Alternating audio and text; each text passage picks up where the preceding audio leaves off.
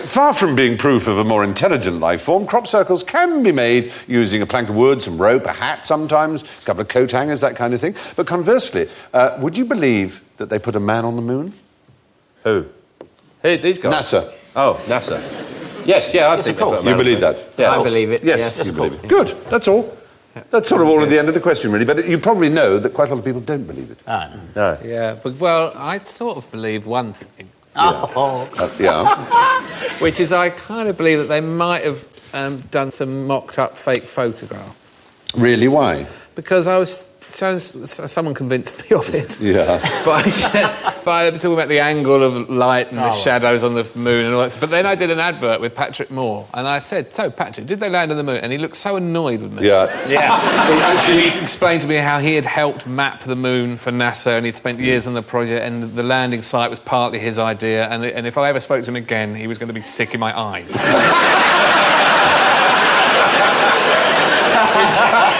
They are rather tight. If you'd spoken to Buzz Aldrin, he might have punched you. I was going to say... Buzz Aldrin punched someone because he just got so tired of these conspiracy arses. I think it was a television documentary about... Well, there have been several, of course. Look at this photo. This couldn't possibly have been taken on the moon. This is obviously taken in a studio. You're getting me started now because everyone gets very sort of strange about this. But there are a lot of conspiracies. 6% of Americans believe that man didn't land on the moon, but 25% of Britons believe that they didn't. So that's a quarter of our nation are not convinced, apparently. That's so depressing. Isn't it? It is. The flag, it's one of the things I read... the flag is another thing, yes. The flag. And yeah, but there it is. Well, obviously they've starched the flag because they wanted to get a good photograph of it. They've stiffened the flag. No, they haven't stiffened it. That's the point. The fact it's rumpled.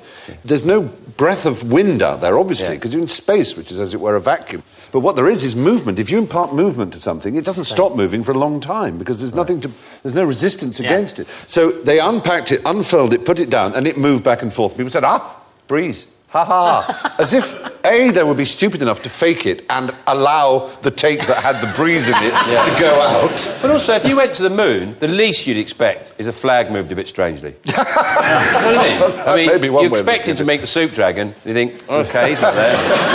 The flag moves a bit strangely, I can go with that. Yeah. Why isn't one of them holding up a camera?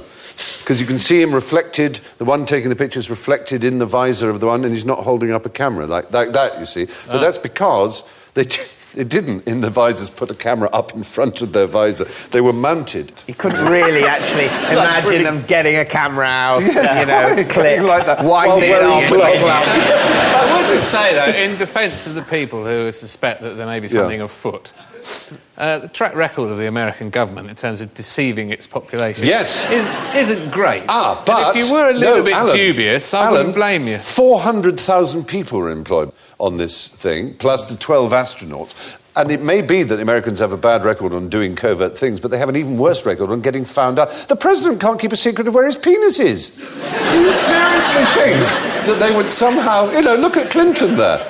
If they can't even keep a secret of banging an intern in the White House... Well, no, because in the old days, she would have just disappeared. Yes.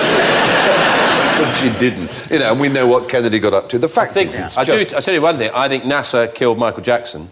That's a fact. Right. I do. I believe they killed him because he died last summer, yeah? He died in about July last year. He died the same week that it was the anniversary of the initial moon landing of the first moonwalk, right? Oh. They resent the fact that any time anyone puts moonwalk into Google or anything, it comes up with him sliding backwards with a hat on, and not the billions they spent going up to do a moonwalk. They hated that and they killed him. And I believe that's a fact. I don't think people have gone around the world now. I don't think NASA would have get organised to kill him, but I think it might have been Buzz. Yeah. Because he's clearly a very angry man. Buzz Aldrin He's gone to the moon. It was pointless. People don't believe he went there. It was pointless. So of course he's going to kill someone. I'd like to go to the moon. You would like? Oh, yeah. I'd like to do that. Yeah. I mean, two of the other things, just in case people are saying, but you haven't mentioned the clincher. One was the idea that below the lunar module that landed, there was no crater or sense of disturbed dust. The fact is, the engine's cut off and it hovered down and it very, very quickly landed. And unlike in science fiction films, it doesn't send out spears of flame as it descends. That just didn't happen. So, because it was designed by, human brains and geniuses, and not a lot of people sitting tapping away at the internet who've got to go up to work in the morning. Yeah, who do you trust here?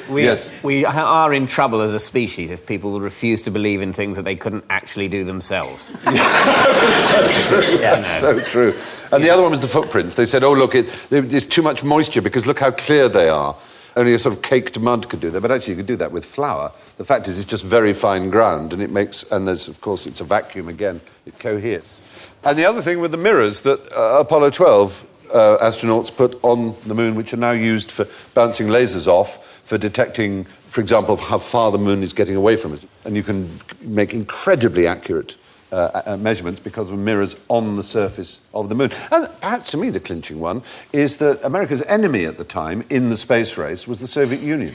And not once did they make a suggestion that they thought America hadn't done it. They never said, no, we know this was hoax. Yeah. The fact is, for every ill-conceived argument that the moon landings were a hoax, there's a perfectly logical explanation to put our minds at rest. Now,